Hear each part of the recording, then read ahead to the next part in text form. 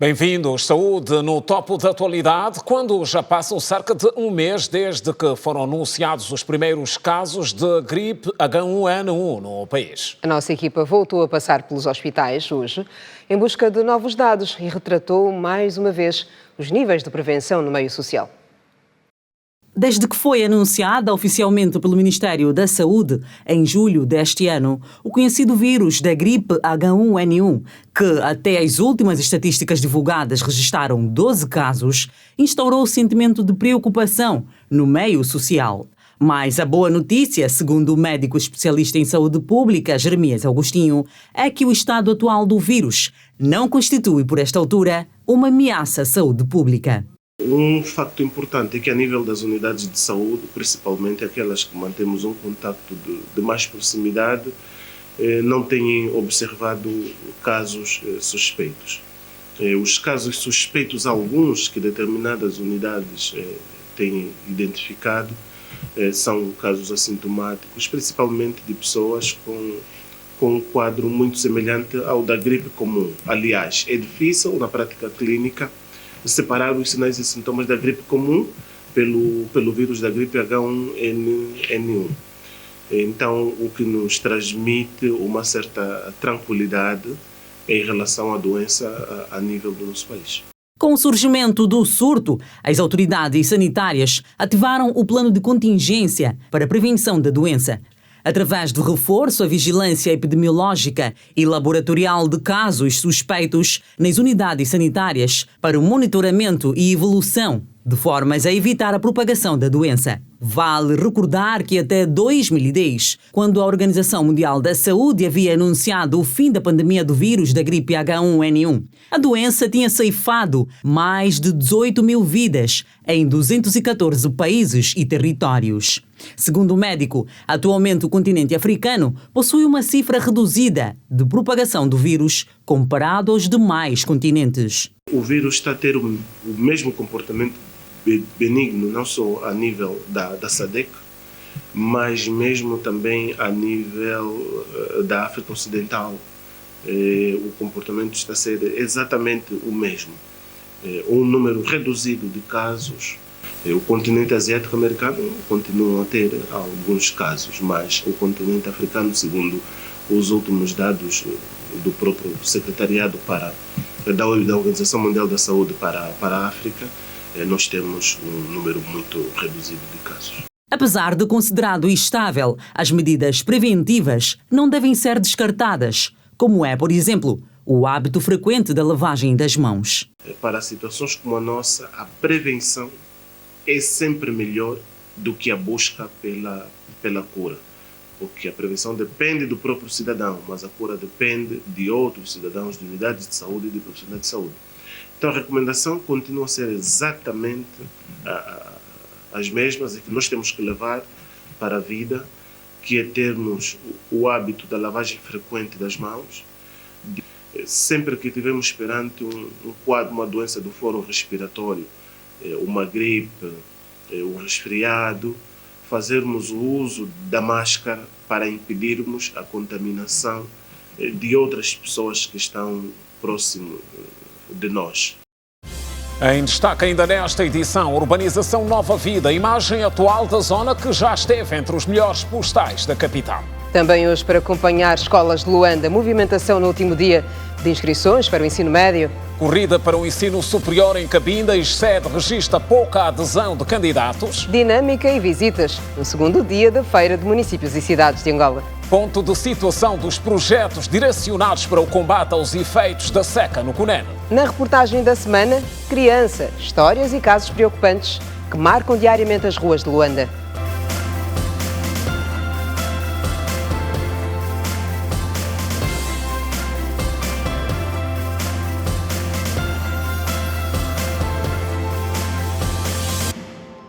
Outra vez, boa noite. Seguimos com um novo olhar, a imagem atual da urbanização Nova Vida, zona residencial que já esteve entre os melhores postais da capital. E que, segundo os moradores, perde a cada dia o melhor de seu brilho. Em causa está a falta de manutenção. O diagnóstico deverá tomar o seu tempo, de modo que seja o mais assertivo naquilo que a resolução dos problemas possam merecer prioridade de acordo à urgência das necessidades. 6 meses depois desse pronunciamento da administração distrital do Nova Vida, numa reportagem da TV Girassol, em fevereiro desse ano, os moradores, automobilistas e mototaxistas afirmam que a degradação da urbanização existe há muitos anos, principalmente a drenagem, vias de acesso e iluminação pública. As forças que fizeram aqui dentro do Nova Vida, em questão de canalização, conforme fizeram de uma espessura de um tubo muito mais pequeno. Então, cria muita dificuldade a evacuação do resíduo de dentro de casa para fora, para apanhar a via principal, que é o esgoto principal daqui da via. Então, cria esses todos os danos. Há muitos edifícios que estão numa forma desagradável. Se repararem, a drenagem parte daqui deste lado, onde está esta relote, onde começa a drenagem, e também neste lado, que é no MJ2 também vem também água que transporta toda toda a acumulação da água que está aqui parada. Provoca muitos problemas e provoca muito transtorno e doenças também, vai o cheiro. Não estamos em época chuvosa, mas este apartamento do edifício número 30 do Quarteirão E, aqui na urbanização Nova Vida, está todo ele inundado, conforme mostram as imagens. E a proprietária disse que tudo está a acontecer devido aos esgotos. Ela já recorreu várias vezes, mas até agora sem sucesso. A mesma afirma que está agastada com essa situação e que pede a intervenção urgente das autoridades locais para a resolução deste problema, não só neste edifício, mas também nos demais que existem a nível da urbanização. Ninguém consegue viver como eu estou a viver. Água dentro do meu quarto, eu estou a dormir, estou a ver água com fezes, camisinhas, todo tipo de lixo está a entrar no meu quarto. Maria Antônio disse que pode ficar desalojada e que precisaria de um outro lugar para viver se porventura a situação piorar devido ao seu estado de saúde. O retorno que está a fazer não tem nada a ver com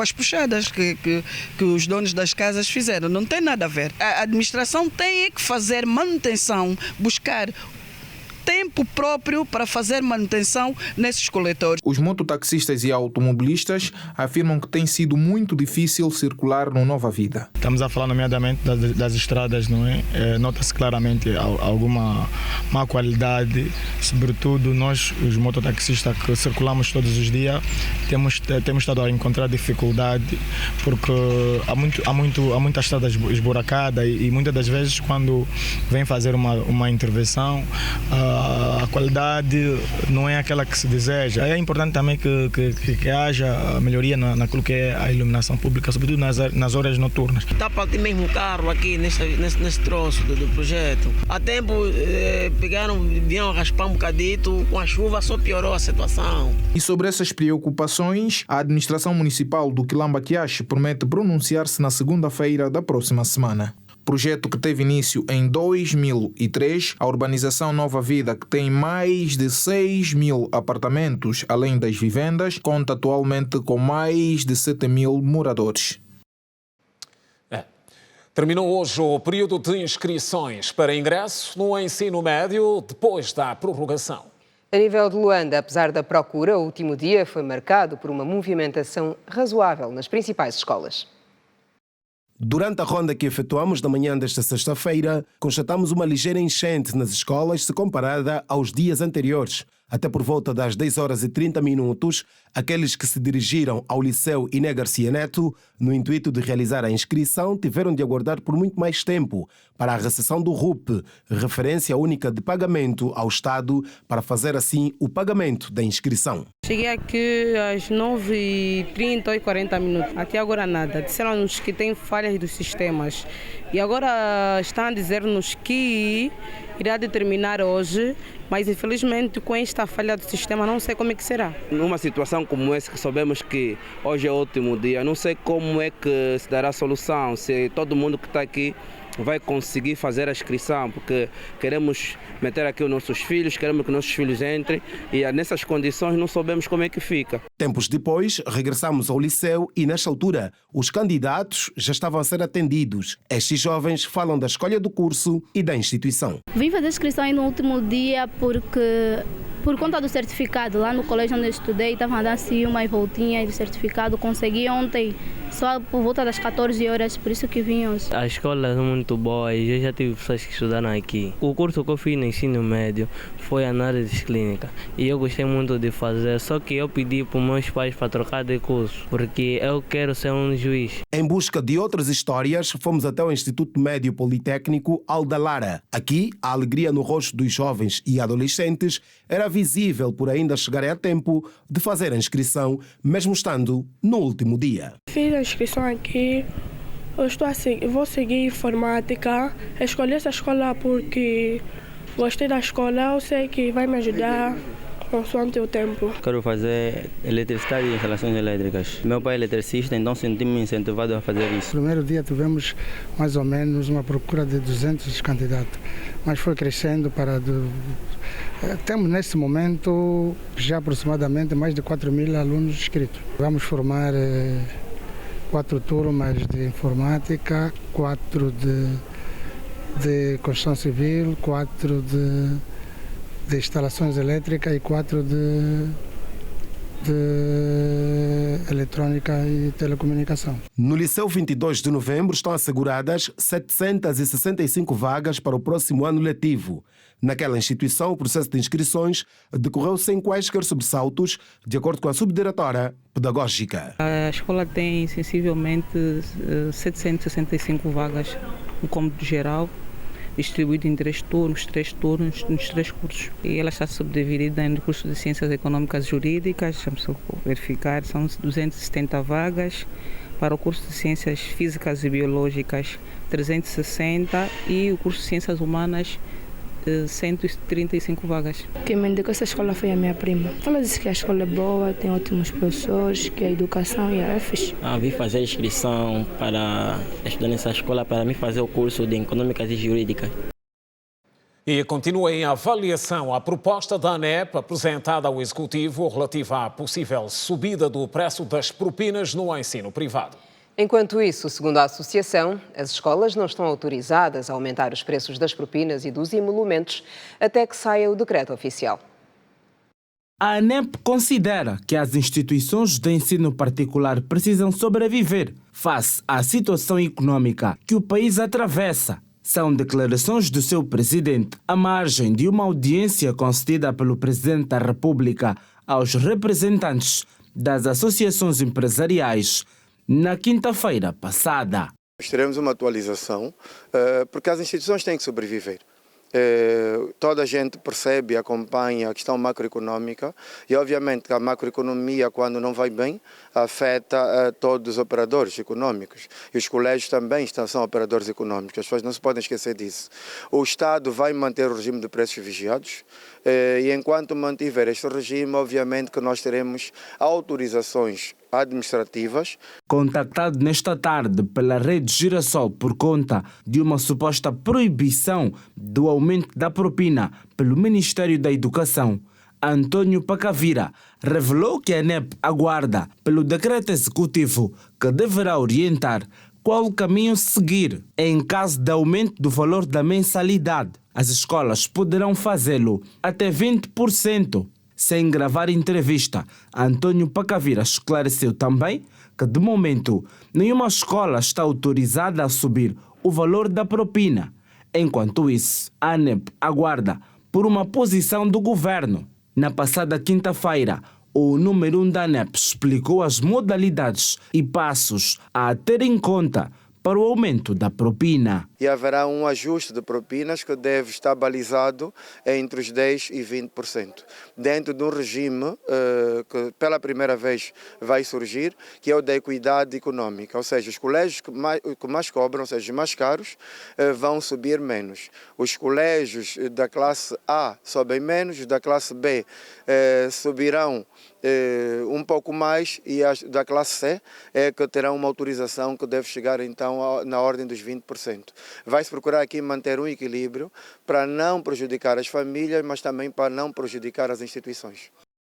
E no ensino superior estão perto de terminar as inscrições de novos candidatos. O prazo apontado é segunda-feira. E sobre isso, de Cabinda chega a notícia surpreendente da pouca adesão dos candidatos aos cursos do ISCED.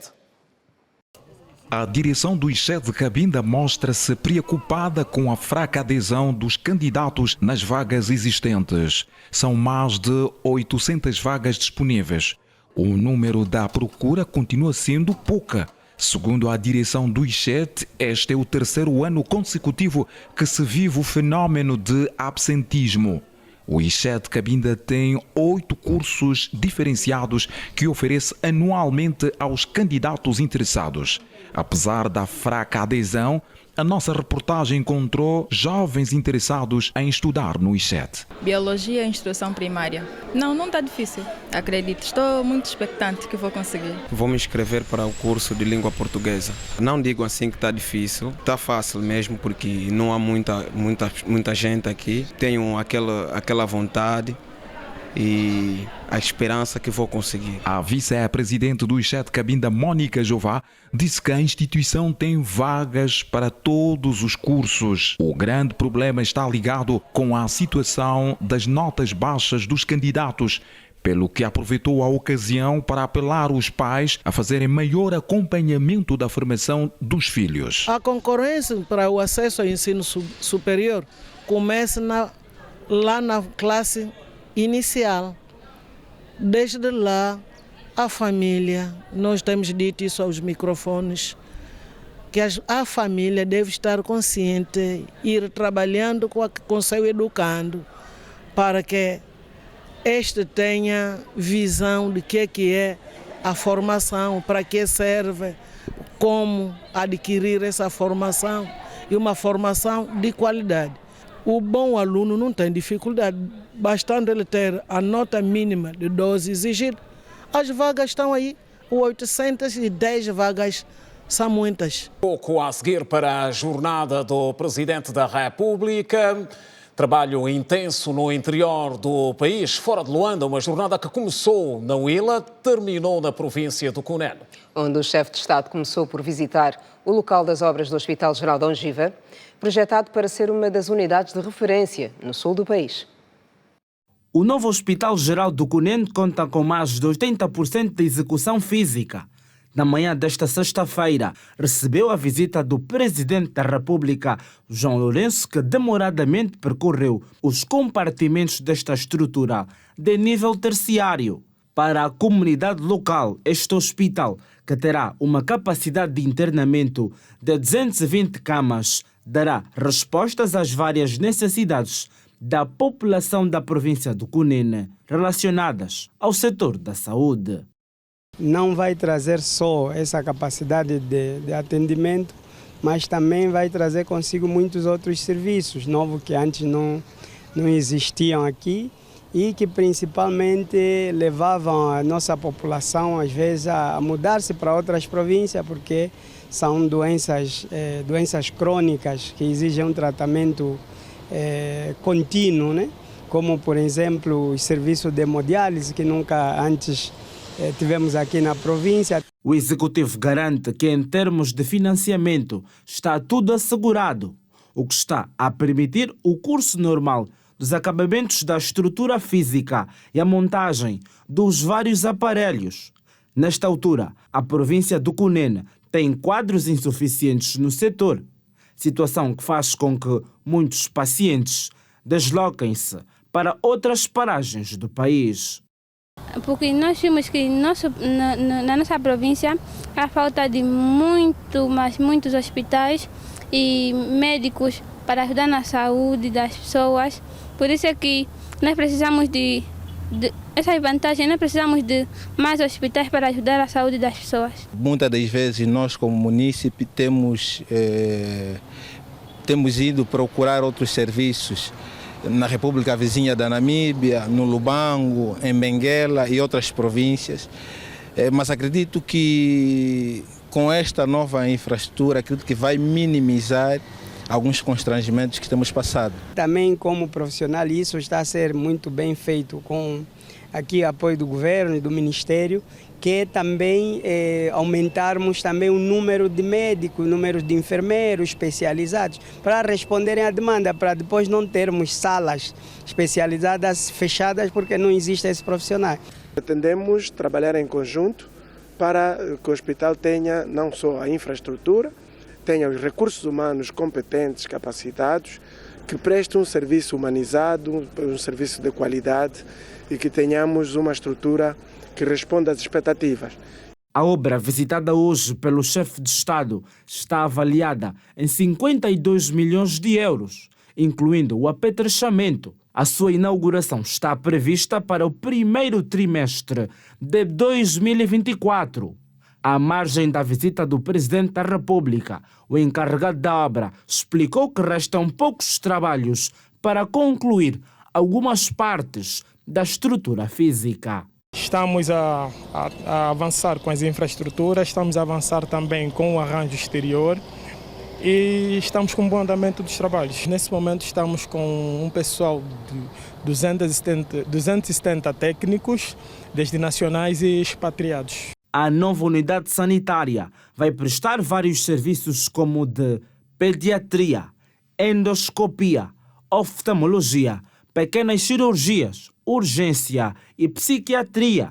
O estabelecimento substituirá o antigo Hospital Geral, afetado em outubro de 2020 por um incêndio que danificou completamente a área de cirurgia e o posto de armazenamento de oxigênio.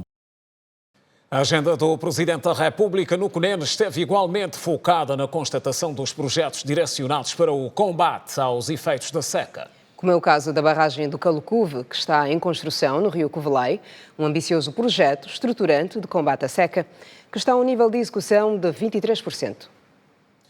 Ora, e a par da barragem do Calucuve, o chefe de Estado constatou igualmente as obras de construção da barragem do Ndue.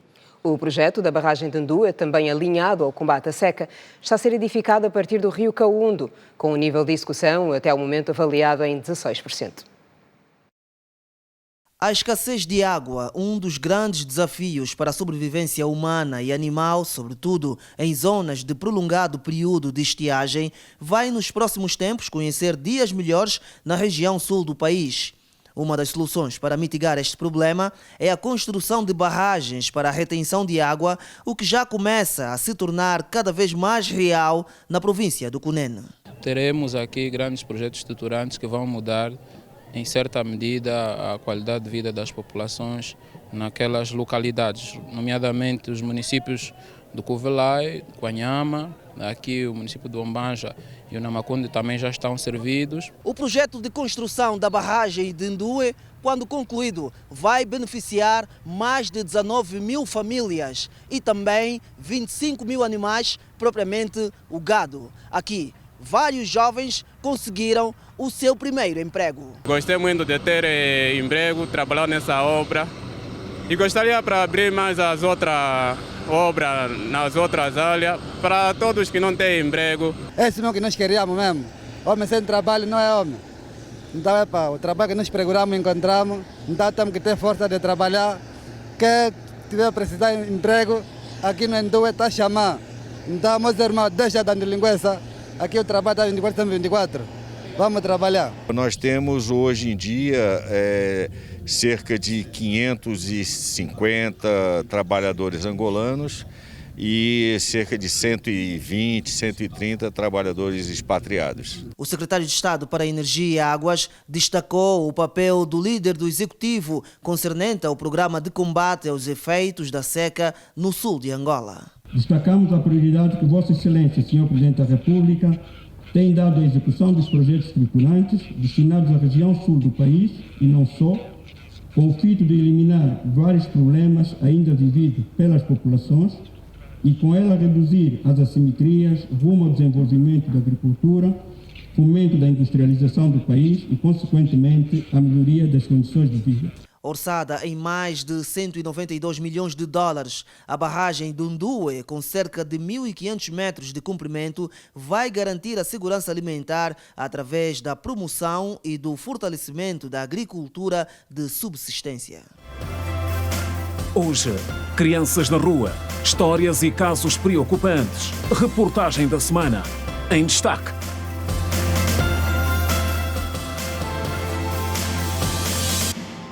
Mas avançamos com a atualidade internacional. Desabamento de mina mata 6 pessoas em Moçambique. O assunto está em destaque no compacto internacional que hoje vai ser desenvolvido pela Janete Meio-Dia. A Janete já está aqui connosco. Janete, boa noite. Boa noite, Kina. Boa noite, Simeão. Assim que nos acompanha, boa noite. 6 pessoas morreram e uma ficou ferida em consequência do desabamento de uma mina artesanal de extração de ouro na cidade de Tete, no centro de Moçambique. Segundo a polícia do país, o desabamento, que vitimou mortalmente 5 mulheres e um homem, ocorreu na terça-feira. A polícia moçambicana garantiu que estão em curso investigações sobre o sucedido e salientou que as autoridades não tinham conhecimento da existência da mina. Confira a seguir outras notas internacionais.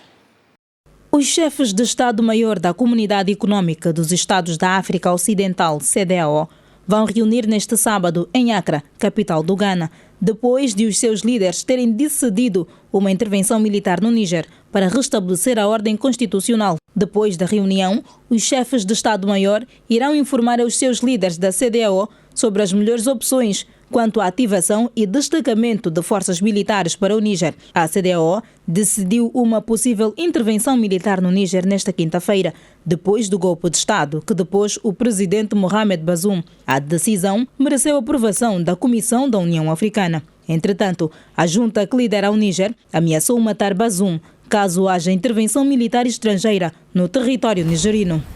Na África do Sul, o principal partido da oposição acusou hoje o governo de ter libertado mais de 9.000 reclusos para evitar que o ex-presidente Jacob Zuma voltasse à prisão. A acusação surge pouco depois de Jacob Zuma, condenado a 15 meses de prisão, ter recebido o perdão do presidente Cyril Ramaphosa. Num comunicado, a oposição sul-africana sublinha que o perdão concedido a Zuma destaca a falta de responsabilidade no seio da liderança política do Congresso Nacional Africano. Entretanto, o governo sul-africano afirmou que Zuma beneficia de um programa de perdão para diminuir as enchentes nas prisões.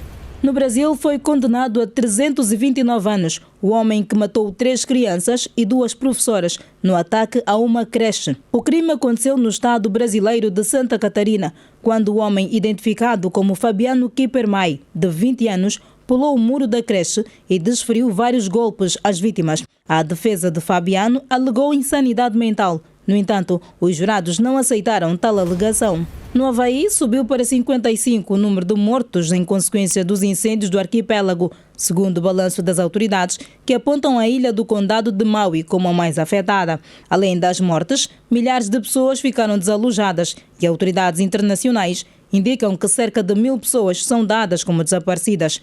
As autoridades norte-americanas decretaram estado de emergência e afirmam que a rede hospitalar de Maui ficou sobrecarregada com o afluxo de doentes com queimaduras e inalação de fumo. Está contada a atualidade internacional. Voltamos amanhã. Kina Simeão, boa noite. Boa noite, Janete. Contamos contigo amanhã. Aliás, amanhã é teu dia. Amanhã sim. Até amanhã. Até amanhã, Janete. O produto interno bruto este ano cresce apenas na ordem dos 1,9%, muito abaixo da média prevista, que era de 3,6%. Entretanto, as contas atuais neste sentido fazem-se com elevado risco, por causa da redução da produção petrolífera e também do aumento da dívida pública. O governo prevê um crescimento do produto interno bruto de 1,9% em 2023, contra a média inicialmente prevista de 3,6%. Segundo o diretor nacional para o planeamento, isso afeta ligeiramente as contas públicas, com as reservas internacionais líquidas do país estando avaliadas em mais de 13 mil milhões de dólares, garantindo a importação de bens e serviços para 7 meses. O exercício da Programação Macroeconômica Executiva para 2023 aponta para um crescimento do produto interno bruto de 1,09%, saldo fiscal supervitário de 0,4% do PIB e saldo deficitário para a balança de pagamentos no valor de 319 milhões, com as reservas internacionais a fixarem-se em dólares em 13.943,30 milhões, nesse caso em dólares, equivalente a 7,11 meses de importações de bens e serviços.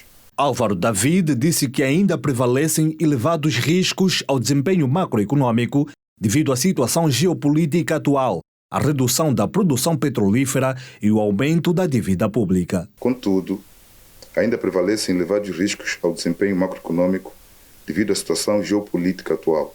A redução da produção petrolífera, a cativação das despesas de capital e de bens e serviços e o aumento do consumo da dívida em decorrência da variação cambial, pelo que se recomenda a implementação imediata e efetiva das medidas de estímulo à economia e dinamização do seu potencial no âmbito do processo da diversificação econômica, que foram aprovadas recentemente e que visam aumentar a produção interna dos produtos essenciais de amplo consumo, de modo a reduzir o nível geral de preços e a taxa de desemprego. No que diz respeito ao Plano Nacional de Desenvolvimento 2023-2027, o diretor informou que o documento se encontra concluído a nível técnico, aguardando que ainda este mês seja apreciado em sede das comissões de especialidade do Conselho de Ministros. Informamos que o documento encontra-se concluído a nível técnico, aguardando que ainda este mês seja apreciado em sede das comissões de especialidade do Conselho de Ministros. Lembrando que o PND 2023-2027 é o primeiro instrumento de médio prazo para a implementação da Estratégia de Longo Prazo 2050, recentemente aprovada, e apresenta uma nova abordagem focada no impacto das ações a serem implementadas nos próximos 4 anos. E agora os preparativos da Cimeira de Chefes de Estado e de Governo da SADC, que Luanda acolhe nos próximos dias. Aconteceu hoje mais uma reunião do Comitê de Altos Funcionários da organização, momento acompanhado pelo repórter Alberto Capitão, que traz outros detalhes. Ora, boa noite Quina, boa noite Simeão e boa noite a toda a audiência do Girassol Jornal a esta hora. Já terminou a reunião dos altos funcionários da SADC que durante 4 dias estiveram aqui a preparar a 43ª Cimeira dos Chefes de Estado e de Governo. Foram durante estes dias analisados vários documentos que vão agora ser submetidos ao Conselho de Ministros, que deverão depois fazer também chegar estes documentos aos chefes de Estado e de Governo desta organização regional. Aqui a destacar as questões que têm a ver com o financiamento da região da SADC e também a transformação do foro parlamentar em parlamento da SADC. Vamos agora acompanhar o que nos disse em instantes o porta-voz deste encontro, o embaixador angolano Jorge Catarino Cardoso. Gostava de começar por destacar a discussão sobre o estado da contribuição dos Estados-membros para o financiamento das suas operações para o período de 2023-2024, correspondente ao ano financeiro, sendo que até o momento dos cerca de 129 milhões de dólares para este ano fiscal haviam sido remetidos ao Secretariado da SADC pelos Estados-membros, um valor aproximado aos 47 milhões de dólares. É preciso dizer que deste orçamento global, uma parte é para ser financiada pelos parceiros de cooperação internacional, num rácio de 70%, portanto, a nossa região, os nossos países, os nossos governos assumem o compromisso de financiar essa agenda em 70% e os parceiros de cooperação em 30%. Neste momento, cerca de 8 países dos 16 assinaram o acordo que emenda o tratado. São precisos 12 e esperamos que ao longo desta cimeira, portanto, possam ser atingidos o número de ratificações necessárias para que o Parlamento possa ser, portanto, uma realidade do ponto de vista institucional. Aqui então o resumo dos principais assuntos que foram analisados e também discutidos e aprovados aqui pelo Comitê de Altos Funcionários da SADC.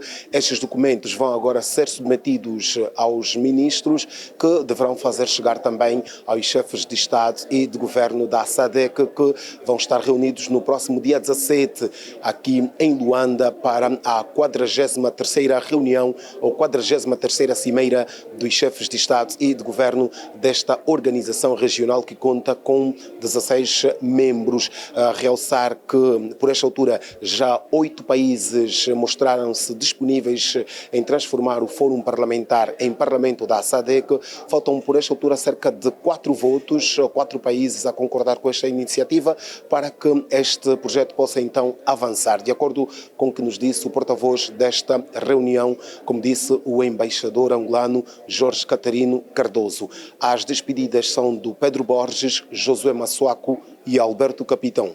Boa noite. Boa noite, Alberto Capitão. E é ordenado amanhã aqui em Luanda o primeiro angolano nomeado núncio apostólico pelo Papa Francisco.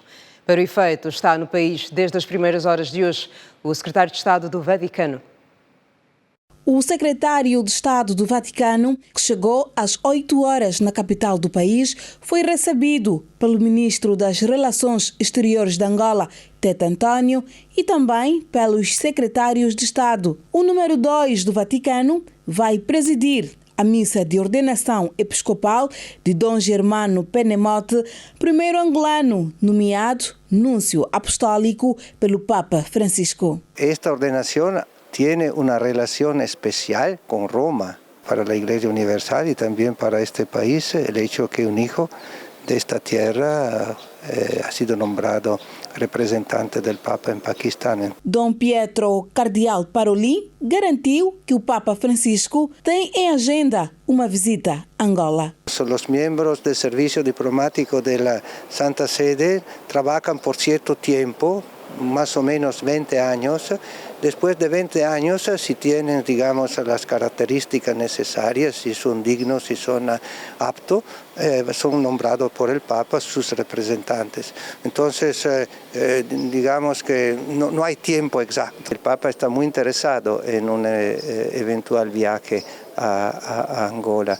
Ya se había hablado de una posibilidad que él estuviera aquí en un próximo viaje a África. Alguns fiéis católicos da Arquidiocese de Luanda mostram-se expectantes com a nomeação episcopal do primeiro angolano que vai representar o Papa Francisco no Paquistão, bem como da vinda ao país do secretário do Vaticano, que vai celebrar a missa de ordenação no sábado. Esperamos abertura para a Igreja de Luanda a estas esferas, a estas posições, para que se faça mais vezes, para que se tenha mais possibilidade da Igreja de Angola ter esta abertura para o mundo. A Igreja Católica no Paquistão não é muito bem aceita, tendo em conta grande massa populacional que professa a religião muçulmana. Então, quando um africano vai para o Paquistão para representar a Igreja Católica, é uma forma de aumentar a nossa fé. O presidente da Conferência Episcopal de Angola e São Tomé e Príncipe e arcebispo de Saurimo disse que a ordenação marca o percurso da evangelização no país. Se os paquistaneses até então não conheciam nada de Angola, com ele já poderão se interessar mais por Angola e é esta dimensão da universalidade e é isto que nós esperamos dele também, para que leve sempre a mensagem do amor, a mensagem da convivência, a mensagem da paz, da justiça, a mensagem da salvação. Dom Germano Penemote assume o sacerdócio há 25 anos, foi padre no Togo, Benin, Uruguai, Eslováquia, Hungria e Tailândia. Agora chega ao grau mais elevado da diplomacia da Santa Sé como núncio apostólico no Paquistão, país com maior número de muçulmanos no mundo. E assinala-se amanhã o Dia Internacional da Juventude. Luanda foi hoje palco de algumas atividades alusivas à data. E uma delas junta os jovens para reflexões sobre a importância da preservação do ambiente face ao forte impacto das alterações climáticas.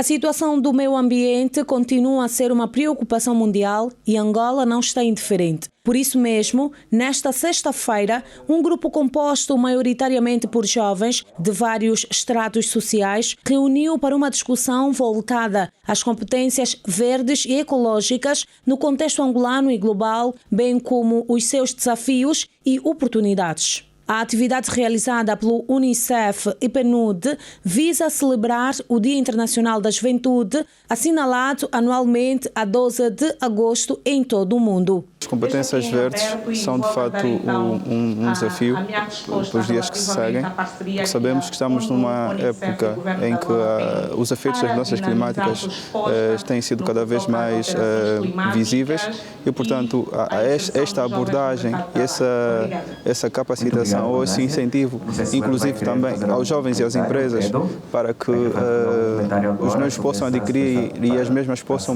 portanto, possibilitar a absorção dessas competências, é de salutar. A Ativa tem vindo a trabalhar em vários segmentos, produção de conteúdos para que realmente cada um perceba qual é a sua ação no meio ambiente e depois fornecer as ferramentas, empoderar as comunidades, de modo a que cada um de nós possa ser esse agente de mudança para combater as alterações climáticas e melhoria da condição de vida humana.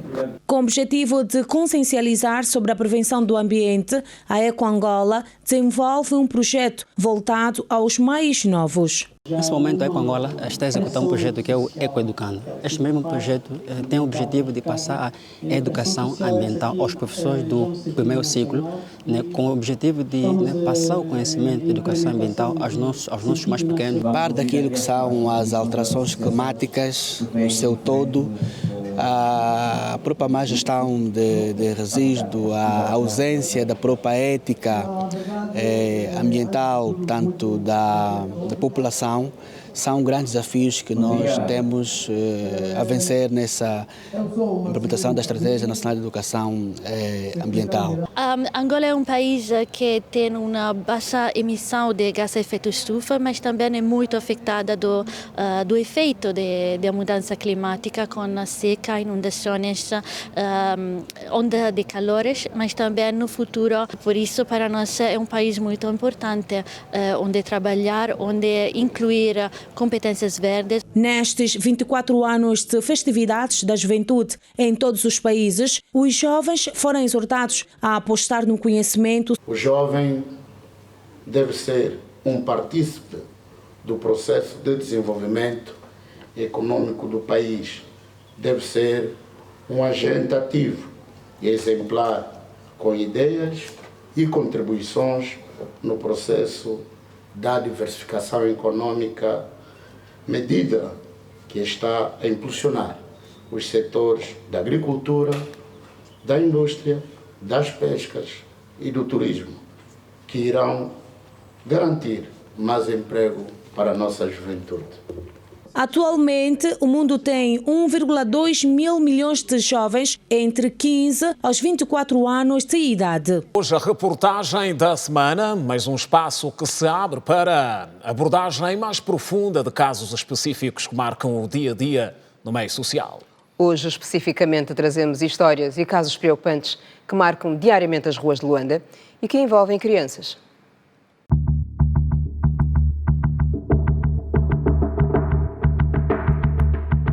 Me acusavam de feiticeiro, coisa que eu não fazia. E a mulher de meu pai está a viver com ele. Chegou, tudo mudou. Tudo mudou na vida destas crianças. É de noite, o relógio marca 20 horas. Estamos nas imediações do Parque da Independência. Aqui estão crianças e adolescentes de 8 a 16 anos de idade. Fugiram da casa dos pais por diversos motivos. E a mulher de meu pai está a viver com ele. Chegou, tudo mudou. Ela bate-me, espanqueia-me. E ela pegou, chutou-me. Quando chego para falar do meu pai, não aguento. Eu vim do ex.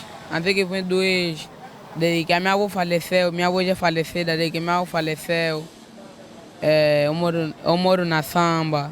Eu não gosto dos cuidados que meus filhos me dão. Então, eu decidi fugir de casa. Estou na rua há mais de 5 anos. Saí da minha casa através deram dinheiro do mata-bicho. Agora eu fugi com o dinheiro do mata-bicho. Depois eu fiquei na rua. Com quanto é que você fugiu? Era 1.500 kwanza.